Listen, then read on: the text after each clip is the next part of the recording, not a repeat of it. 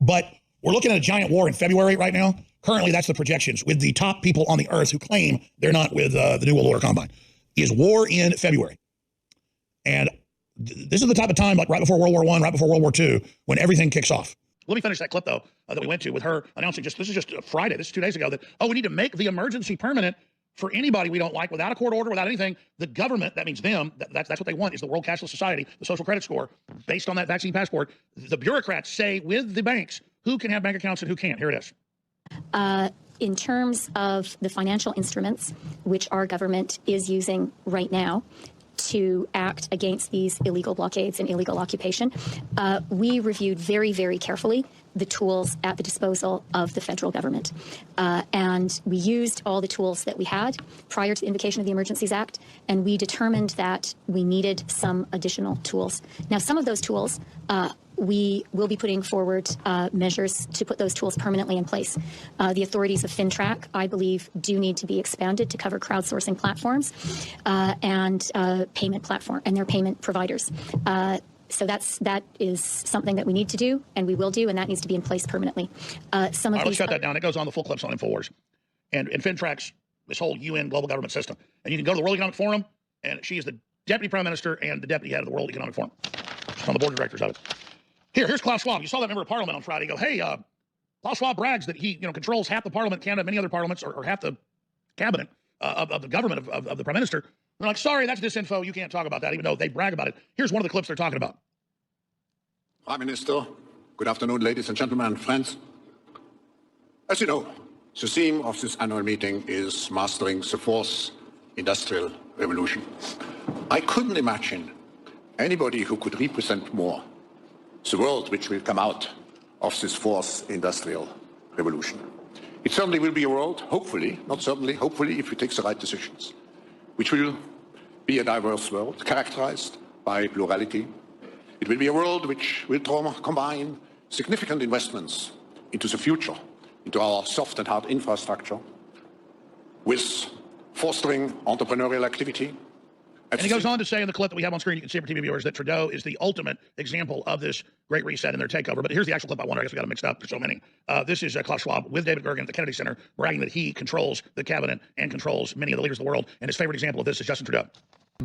What we are very proud of now is the young generation, like Prime Minister Trudeau, President of Argentina, and so on, is that we penetrate the cabinets. So yesterday I was at a reception for Prime Minister Trudeau, and I know that half of this cabinet, or even more half of this cabinet, are actually young noble leaders of the World Economic Forum.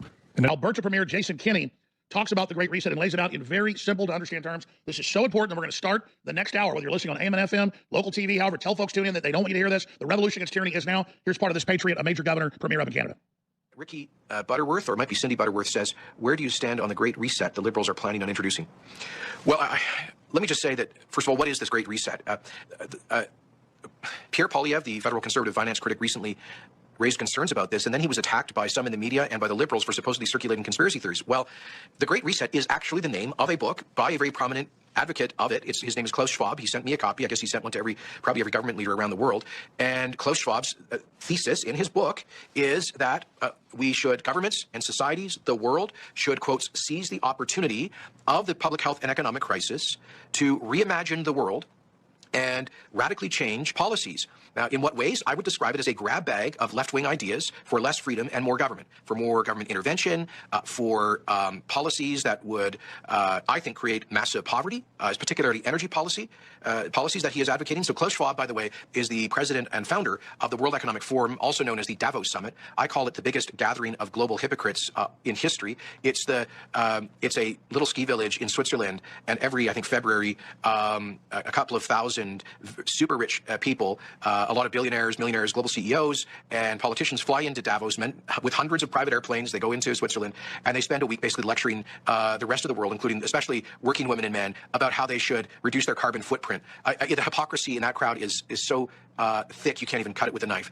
And so, no, I'm not going to be taking any policy direction from Klaus Schwab or his ilk. And what I find offensive, look, the so-called Great Reset is not a conspiracy theory. It is an actual set of concrete proposals being advocated by some very influential people, and including apparently by Prime Minister Trudeau, who clearly alluded to it, referred to it, quoted from it, the Schwab theory, in a speech he gave to the United Nations a couple of months ago. So it's not a conspiracy theory to talk about that. Those are the folks advocating it. And I think it's perfectly legitimate for democratically elected leaders for me to say, heck no, we're not going to exploit or take advantage of a crisis to advance a political agenda.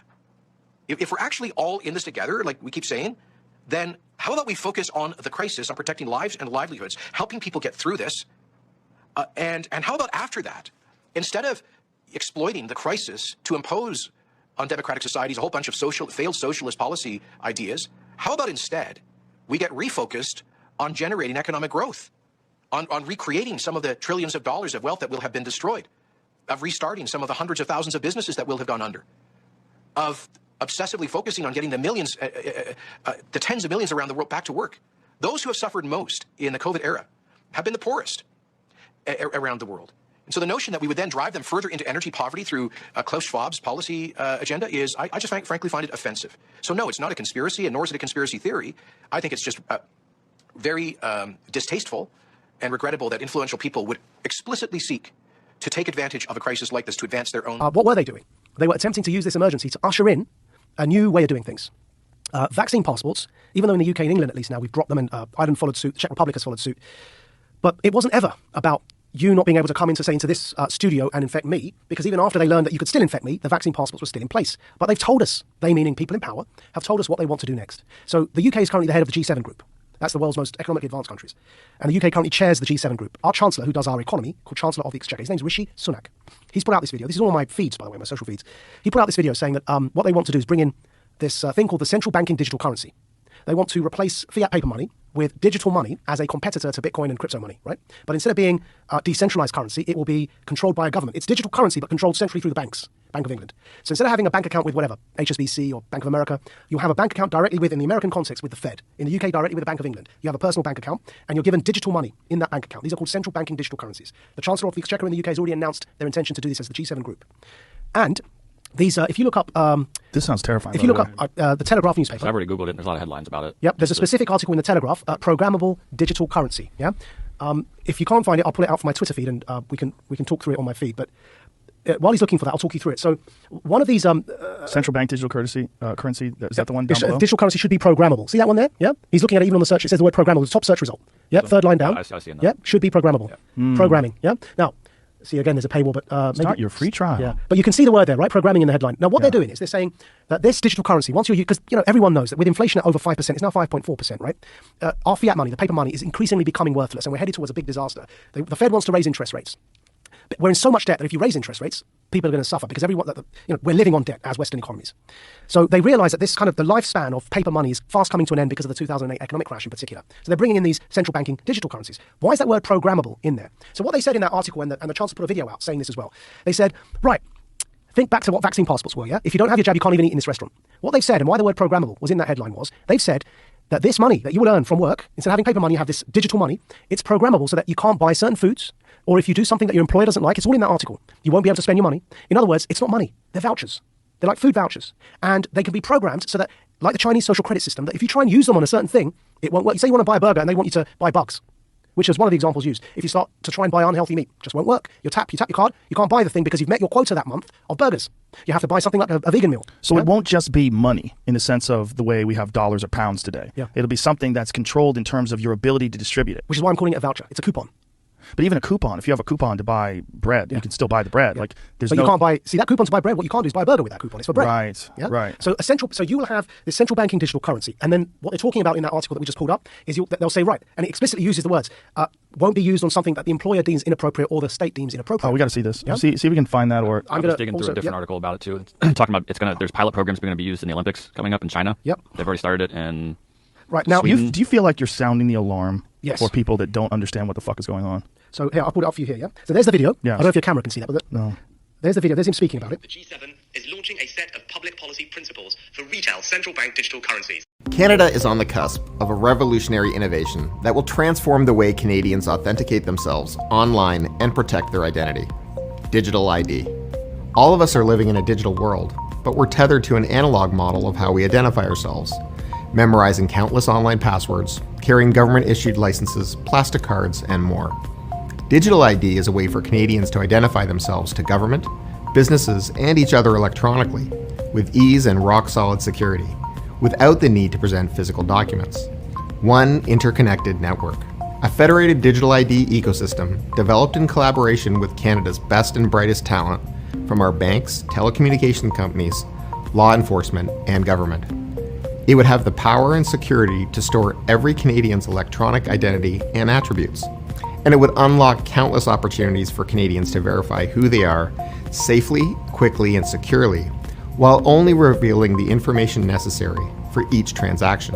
A fast, easy, and secure way to bank, sign up for government services, renew driver's licenses or health cards, shop, travel, and more. Canada's banks are perfectly situated to help lead the creation of a federated digital ID system between government and the private sector.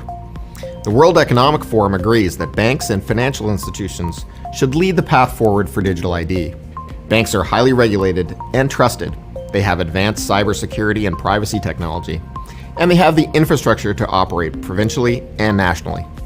Banks are also at the forefront of working with fintech startups who are bringing revolutionary mobile and online products and services to Canadians. Digital ID can help consumers navigate between these apps and programs with trust and confidence, knowing their ID is protected at all times.